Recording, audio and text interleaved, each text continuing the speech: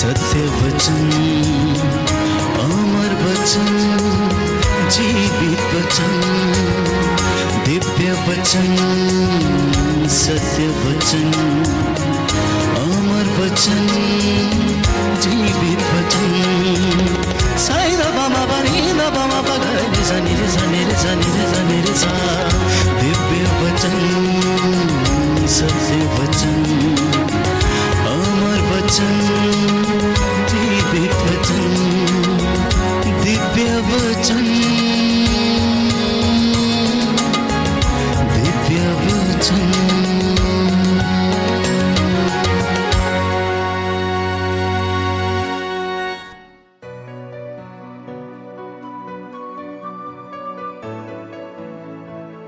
प्रियजनों, प्रभु यीशु के सामर्थी नाम पर मैं आप सभी का अभिवादन करता हूं और आपकी सलामती की दुआ मांगता हूं। पिछले भाग में हमने पाप के मुख्य विषय पर मनन चिंतन किया था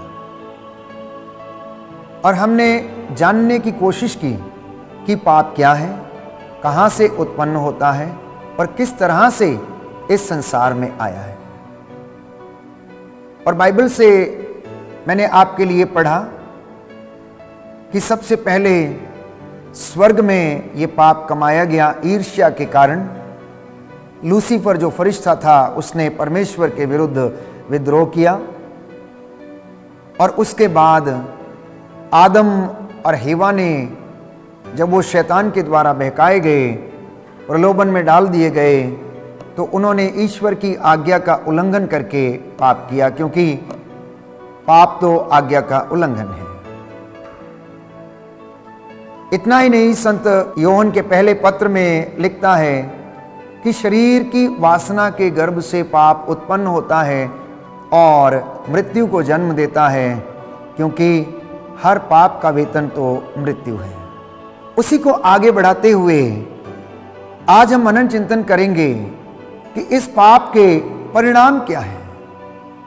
आखिर इन पापों से हमारे जीवन में क्या होता है। सबसे बड़ा दुष्प्रभाव यह है कि जब पाप इंसान के जीवन में आ जाता है तो वह ईश्वर की कृपा से उसे वंचित कर देता है, अर्थात पाप कृपा को छीन लेता है। हमारे जीवन में कृपा का स्तर जो है गिरने लगता है, और जब हमारी कृपा कम होने लगती है, हमारे जीवन में ईश्वर की उपस्थिति भी कम होने लगती है। कुछ एक उदाहरण हम देखते हैं कि दाऊद के विषय में हम पढ़ते हैं, जब उसने पाप किया तो उसे अपने राजमहल से वंचित रहना पड़ा। उसके अपने ही लोगों ने उसका मजाक उड़ाया और उसे पत्थरों से मारने की कोशिश की। यूदस ने जब पाप कर डाला, जब प्रभु को गिरफ्तार करवा दिया, चुंबन से उनको धोखा दिया, तो उसके जीवन में भी एक ऐसी परिस्थिति आई जब उसने आत्महत्या करने का निर्णय ले लिया। उसका अपना ही अपराध बोध उसे खाने लग गया और उसने सोचा कि मैंने एक धर्मात्मा के साथ अन्याय किया है, मुझे ये नहीं करना चाहिए था, और इसी के कारण उसने जाकर पेड़ पर लटककर, बाइबल हमें बताती है कि फांसी लगा ली। तो पाप हमें भटकाता है, पाप हमारे जीवन से अनॉइंटिंग को छीन लेता है, हमारे अभिषेक को हमसे छीन लेता है, परमेश्वर की दया से हम वंचित हो जाते हैं, उसकी महिमा से हम दूर चले जाते हैं, और इसके दुष्परिणाम जो अपने जीवन में देखते हैं, ये हमारी आत्मा का नाश करता है। ये हमारी आत्मा का नाश करता है। शैतान के प्रपंच प्यारे भाइयों और बहनों नित्य प्रतिदिन प्रभु के लोगों पर आकर वार करते, उन्हें प्रलोभन देते हैं और उनके द्वारा ऐसे घृणित काम करवाने की कोशिश करते हैं जिससे कि उनकी आत्मा का सर्वनाश हो जाए, क्योंकि उन्हें पता है आत्मा तो अजर और अमर है, शरीर तो मिट्टी में मिल जाएगा, लेकिन इस आत्मा को ईश्वर के पास लौटना है। और यदि वह स्वस्थ नहीं है, यदि वह सुंदर नहीं है, यदि वह निर्दोष नहीं है, तो वह स्वर्ग राज्य में प्रवेश नहीं कर पाएगी। इतना ही नहीं, हमने यह भी जानने की कोशिश की कि वासना के गर्भ से पाप उत्पन्न होता है और पाप का वेतन मृत्यु है। और प्रलोभन में पड़ा हुआ कोई भी व्यक्ति ये ना कहे कि ये प्रलोभन जो है ईश्वर की ओर से आता है। नहीं प्रियजनों, ईश्वर की ओर से कोई भी प्रलोभन हमें नहीं दिया जाता है, क्योंकि बाइबल कहती है कि तुम्हें ऐसा कोई भी प्रलोभन नहीं दिया गया जो तुम्हारी शक्ति से परे है। अर्थात इंसान अपने आप में समर्थ है। अगर वो कोशिश करता है तो वो अपनी हर बुराई से, हर पाप से आजाद हो सकता है।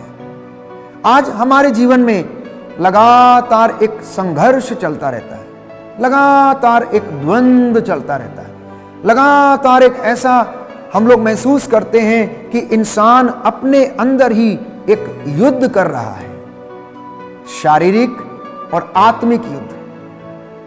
हमारा शरीर इच्छाएं करता है कि उसे स्वास्थ्य मिले, उसे ऐशो आराम की जिंदगी मिले, लेकिन आत्मा इसके विपरीत इच्छा करती है, क्योंकि जब शरीर इन सारी बुराइयों से होकर गुजरता है तो आत्मा कमजोर पड़ने लगती है।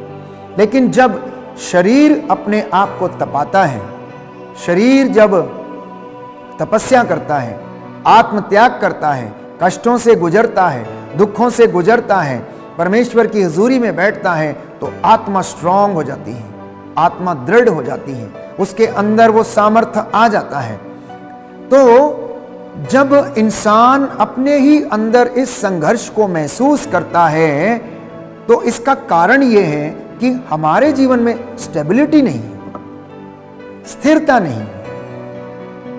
हम ये भी करने की कोशिश करते हैं और ये भी करने की कोशिश करते हैं। एक ही समय पर हम दो काम करने की कोशिश करते हैं। हम गलत काम करते हैं और उसके तुरंत बाद जाकर पाप स्वीकार करने की कोशिश करते हैं। उसके बाद फिर से आकर उसी पाप में हम विलिप्त हो जाते हैं, उसी पाप में हम फिर से लिप्त हो जाते हैं। तो गलातियों को लिखते हुए संत पौलुस हमें बताता है, क्योंकि हम शरीर की वासनाओं से संचालित हैं, इसलिए हम में स्थिरता नहीं है, स्टेबिलिटी नहीं है। क्योंकि इंसान की एक जरूरत पूरी होती है तो वह दूसरी जरूरत को पूरा करने की कोशिश करता है। इच्छाओं की कभी पूर्ति नहीं होती। आज एक इच्छा आपकी समाप्त हुई तो कल दूसरी जागृत हो जाती है। और यही कारण है कि इच्छाओं की पूर्ति करने के कारण इंसान अपने आप को प्रलोभन में डाल देता है, पाप में डाल देता है। इसलिए रोमियो को लिखते हुए संत पौलुस अध्याय 8 पद संख्या 7 में यह कहता है कि शरीर की वासना ईश्वर के प्रतिकूल है। शरीर की वासना ईश्वर के प्रतिकूल है, वह ईश्वर के नियम के अधीन नहीं रहती है। अगर हमारा शरीर और शरीर की वासनाएं ईश्वर के नियम के अधीन हो जाएं, तो मैं समझता हूं कि हम जीते जी संतों की श्रेणी में शामिल कर दिए जाएंगे। क्योंकि हमारी वासनाएं ईश्वर के प्रतिकूल हैं और वह ईश्वर के नियमों के अधीन नहीं रहती, तो जो इन वासनाओं से संचालित है वह उनसे ईश्वर प्रसन्न नहीं होता। जो इन शरीर की वासनाओं से संचालित हैं उनसे ईश्वर बिल्कुल भी प्रसन्न नहीं होता। तो संत योहन पहले अध्याय पद संख्या 35 में लिखता है कि यीशु ने योहन के शिष्यों को अपने पीछे आते देखा तो उनसे पूछा कि क्या ढूंढ रहे हो, किसे ढूंढ रहे हो, कहां जा रहे हो, क्या करना चाहते हो, मेरे पीछे क्यों आ रहे हो। जब उन्होंने इन सवालों को पूछा तो प्यारे भाइयों और बहनों, उन्होंने उनसे पूछा, रब्बी आप कहां रहते हैं। तो यीशु ने जवाब दिया कि आओ और तुम खुद देखो कि मैं कहां रहता हूं। यही सवाल आज आपसे और मुझसे है कि आप लोग कहां हो। मेरी बेटी, मेरे बेटे, आप लोग कहां हो, आप लोग कहां रहते हो, क्यों आप लोग होश में नहीं हो। वचन में बताता है, परमेश्वर ने कहा, ओ इज़राइलियों तुम क्यों मरना चाहते हो, तुम अनंत जीवन के स्रोत को छोड़कर तुम दूर भटक गए हो, जीवन से वंचित हो गए हो, महिमा से वंचित हो गए हो, अब तुम क्यों मरना चाहते हो? तुम मेरे पास लौटो। आज आप लोग अपने आप से पूछें कि आप क्या ढूंढ रहे हैं। अपने आप से पूछें कि आप क्या ढूंढ रहे हैं। क्या आप पैसा ढूंढ रहे हैं? क्या आप शोहरत ढूंढ रहे हैं, या पद ढूंढ रहे हैं, या मान सम्मान की खोज में है, या प्रतिष्ठा की खोज में है, या धन दौलत की खोज में है? किसकी खोज में है? ये आज इंसान को अपने आप से सवाल करने की जरूरत है। जब तक आप अपने विषय में नहीं जानेंगे तब तक कोई भी ईश्वर के नजदीक नहीं आ पाएगा। क्योंकि जब हमें अपनी ही बातों का पता नहीं, हमें अपने उद्देश्यों का पता नहीं, तो हम अपने आप को ठगा सा महसूस करेंगे। और स्वाभाविक सी बात है कि निराशा हमारे जीवन में आ जाएगी, हम टूट जाएंगे और जल्दी ही हम निराश हो जाएंगे। तो हमारे जीवन की अनेक अपेक्षाएं हैं, परंतु ये पूरी नहीं होती। अगर हम इन्हें पूरा करने की कोशिश करते हैं और ये पूरी नहीं होती तो हमें दुख होता है। तो अपने उद्देश्यों को जानिए, अपने आध्यात्मिक जीवन के उद्देश्यों को जानिए और पहचानिए। अपने पारिवारिक जीवन की जिम्मेदारियों को और उद्देश्यों को जानिए और पहचानिए। एक दंपति को अपने वैवाहिक जीवन के प्रति जो जिम्मेदारियां हैं उसको जानना और पहचानना अत्यंत आवश्यक है। माता पिता को अपने बच्चों के प्रति जो जिम्मेदारियां हैं उन्हें जानने की आवश्यकता है, उन्हें पहचानने की आवश्यकता है। मैं जानता हूं कि आप इन सारी बातों से वाकिफ हैं, क्या करना चाहिए, क्या करना नहीं चाहिए। तो प्रियजनों, याद रखिए, जितनी ज़्यादा सुविधाएं हैं हमारी उतनी ज़्यादा व्यस्तता बढ़ती जाती है, और जब हमारी व्यस्तता बढ़ जाती है तो उतनी ही ज़्यादा अशांति, उतनी ही ज़्यादा बेचैनी हमारे जीवन में आने लगती है। जब हमारे पास कुछ नहीं था, आराम से, सुकून से, चैन की नींद सोते थे। आज हमारे घर में हर एक चीज़ है, आपके एंजॉयमेंट की, एंटरटेनमेंट की, आपकी अपेक्षाओं की पूर्ति करने की हर एक चीज़ है, लेकिन फिर भी आप चैन की नींद सोने में असमर्थ हैं। फिर भी आप बेचैन रहते हैं। कितने लोग, प्यारे भाइयों और बहनों, उस सुख की नींद को लेना चाहते हैं परंतु वो मिलती नहीं है। बिस्तर है पर नींद नहीं है, भोजन है परंतु खा नहीं सकते हैं, मित्र हैं लेकिन उनसे रिश्ते जो हैं कड़वे हैं, उनसे मनमुटाव हैं, भाई बहनों से हमारा मेल मिलाप नहीं है, हम क्षमा नहीं कर पा रहे हैं। इसलिए हमारे जीवन में बहुत सारी अशांति है, और इसका मुख्य कारण ही है पाप, ईर्ष्या, घमंड, अहंकार, द्वेष, घृणा, जिसकी वजह से मन अशांत रहता है। अंततः जो पाप का परिणाम हमारे जीवन में हुआ है, उसकी वजह से जो हमें नुकसान हुआ है वो ये है कि मानवीय मूल्यों की कमी हो गई है, भ्रष्टाचार बढ़ गया है, झूठ का बोलबाला है, पशु प्रवृत्ति मानव में आ गई है, क्रोध, लालच, घमंड, वासना और अश्लीलता का पर्दा लोगों की आंखों पर पड़ा हुआ है। अपनी नजर आप जरा घुमा कर देखिए, हर जगह, हर वक्त, हर परिस्थिति में इंसान बेचैन है, क्रोध से वो ग्रसित है, लालच से भरा हुआ है, घमंड से भरा हुआ है, वासना से संचालित है, अश्लीलता का पर्दा उसके जीवन और उसकी आंखों पर पड़ा हुआ है। और बाइबल कहती है, यशायाह नबी का ग्रंथ अध्याय 1 पद संख्या 15 से 17 में, लोगों के हाथ रक्त से रंगे हुए हैं।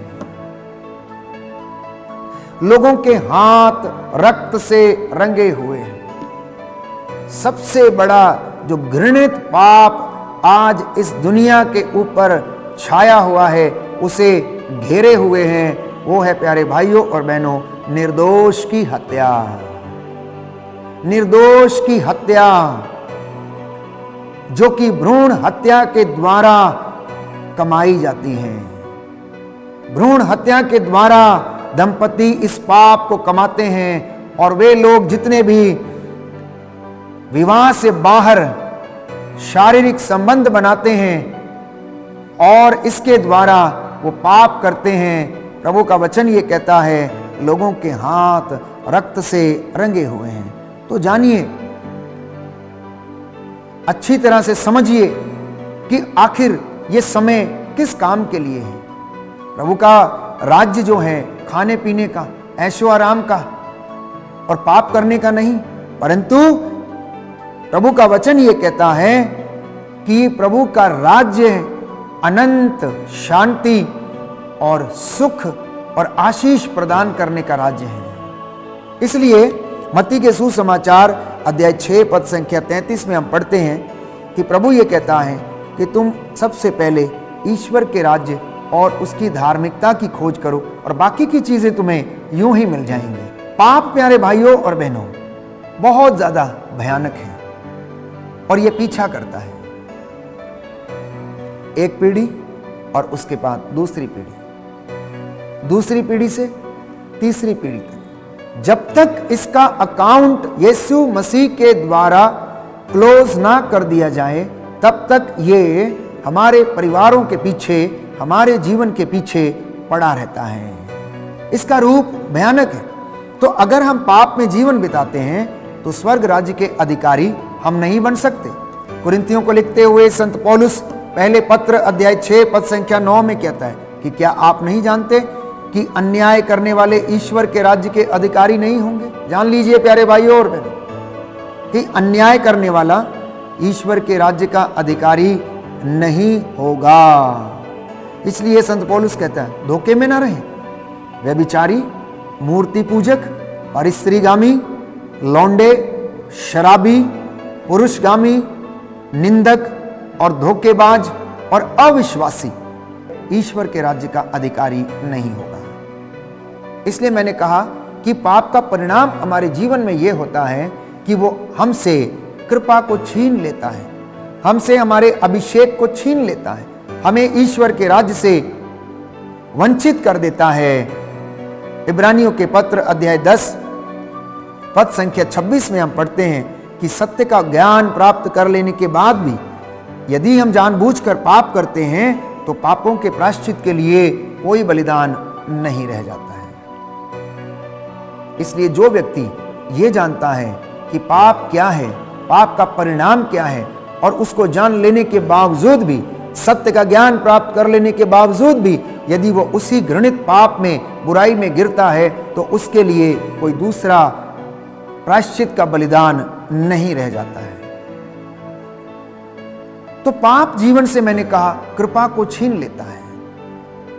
बाइबल हमें बताती है और स्पष्ट करती है थिस्सलुनीकियों के पहले पत्र अध्याय 5 पद संख्या 16 से 22 में कि अगर कोई व्यक्ति पाप करता है तो वो खुश नहीं रह सकता। पहली बात, अगर किसी ने पाप किया है तो वो खुश नहीं रह सकता। अगर किसी ने बुराई कर दी है तो वो शांति में जीवन व्यतीत नहीं कर सकता। अगर कोई पाप करता है तो वो प्रार्थना नहीं कर सकता है। यदि कोई पाप करता है तो वो ईश्वर से दूर चला जाता है। यदि कोई पाप करता है तो वो ईश्वर को धन्यवाद नहीं दे सकता है। यदि कोई पाप में गिर जाता है तो आत्मा की प्रेरणा का उसके अंदर से दमन हो जाता है, क्योंकि ये पाप आत्मा की प्रेरणा को क्या कर देता है, खत्म कर देता है, दमन कर देता है। जब हम पाप की अवस्था में हैं तो पवित्रता हमसे छिन जाती है, पवित्रता चली जाती है और हमारा अपना ही अपराध बोध हमें क्या करने लगता है, झकझोरने लगता है, तोड़ने लगता है, खाने लगता है, हमें नष्ट करने लगता है। और एक स्थिति ऐसी आती है जब हम अपने आप को हारा हुआ सा महसूस करते हैं। इतना ही नहीं, यदि व्यक्ति पाप करता है तो ईश्वर के अनुग्रह से वो वंचित हो जाता है। वो अनुग्रह उसके जीवन में नहीं आता है, वो उन्नति उसके परिवार में नहीं आती, उसका घर फलता फूलता नहीं है, वो स्टैटिक हो जाता है।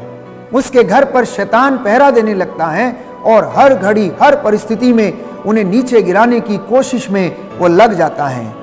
इतना ही नहीं, पाप की अवस्था में हमारे जीवन से अभिषेक चला जाता है। और ऐसे लोगों के विषय में जिनको प्रभु ने चुना, नियुक्त किया, अभिषेक दिया, उन्हें अभियंजित किया, और अगर वे पाप की स्थिति में रहते हैं तो अभिषेक उनके जीवन से चला जाता है। और प्रकाशित वाक्य अध्याय 2 में हम पढ़ते हैं, तुम इस पर विचार करो कि तुम कितने ऊंचे स्थान से नीचे गिर गए हो। अब ना तो तुम ठंडे हो और ना ही गर्म हो, या तो तुम ठंडे हो जाओ और या गर्म हो जाओ। ईश्वर की इच्छा के अनुसार वो व्यक्ति जो पाप करता है नहीं चल सकता है, उसकी आज्ञा को मानने को वो तैयार नहीं होगा। अगर उसे सही सलाह दी जाएगी तो वो भी उसे गलत लगेगी। आजकल के कई नवयुवक और युवतियां इस प्रकार के बंधनों में हैं, इसलिए माँ बाप की, गुरुओं की, पुरोहितों की शिक्षा क्या लगती है, उन्हें खराब लगती है, क्योंकि पाप ने इस कदर उनको अपने चंगुल में और वश में कर लिया है प्यारे भाइयों और बहनों, कि वे उससे निकल पाने में असमर्थ हैं। एक सुंदर वचन हम पढ़ते हैं प्रवक्ता ग्रंथ में, बाइबल हमें बताती है कि जो पाप छिपाता है वो उन्नति नहीं करता है। जो पाप छिपाता है वो उन्नति नहीं कर सकता है, लेकिन जो पापों को प्रकट करके उसे छोड़ देता है, प्रभु का वचन ये कहता है उस पर दया की जाएगी और वो उन्नति पाएगा और उसके जीवन में बुराई नहीं रहेगी। अगर बुराई करने की इच्छा भी होगी तो पवित्र आत्मा के सामर्थ्य से वो उससे बच जाएगा। प्रवक्ता ग्रंथ अध्याय 27 पद संख्या 30, जो बुराई करता है, जो पाप करता है, उससे उसी को हानि होती है, यद्यपि वो नहीं जानता कि वो कहां से आती है। तो इतनी तमाम चीजें हैं जो पाप के कारण मनुष्य के जीवन में घर कर लेती हैं और उसका घर उजाड़ देती हैं, और ऐसे घर शीघ्र ही उजड़ जाते हैं। इसलिए प्रवक्ता ग्रंथ अध्याय 2 पद संख्या 3 में प्रभु का वचन ये कहता है कि ईश्वर से लिपटे रहो। प्रियजनों, प्रिय दंपतियों, प्रिय परिवार के लोगों, आप लोग परमेश्वर से लिपटे रहें ताकि अंत में आपका कल्याण हो। क्योंकि प्रभु साफ साफ कहता है, जो दृढ़ता पूर्वक उस पर विश्वास नहीं करता, उसकी आज्ञा को नहीं मानता, उनके घर शीघ्र ही उजड़ जाते हैं। और जिन घरों में प्रेम नहीं है उसमें ईश्वर का निवास नहीं है। इसलिए इस पाप से जो घिनौना है, इस पाप से जो भयानक है, इस पाप से जो नष्ट करता है, इस पाप से जो आत्मा की प्रेरणा का दमन करता है, पूरा पूरा बचने का प्रयास करें। संत पौलुस कहता है ये दिन बुरे हैं, वर्तमान समय का आप पूरा पूरा लाभ उठाएं, परमेश्वर की हजूरी में आ जाएं, घुटना टेकें, हाथों को उठाएं, आंसू बहाएं, अपने पूर्वजों के पापों के लिए, माता पिता के पापों के लिए, अपने बच्चों के पापों के लिए, उनकी प्राण रक्षा के लिए आप परमेश्वर के आगे दुहाई दें, जिससे कि वो उन पर दया करें। मैं समझता हूं कि पवित्र आत्मा ने आपको प्रेरणा दी है आज के वचन को स्वीकार करने की, सुनने की और समझने की। ये वचन जो आज सुनाया गया है आपके जीवन में 100 गुना फल लाए, मैं यही प्रार्थना करता हूं। प्रभु आपको आशीष दे। आमीन।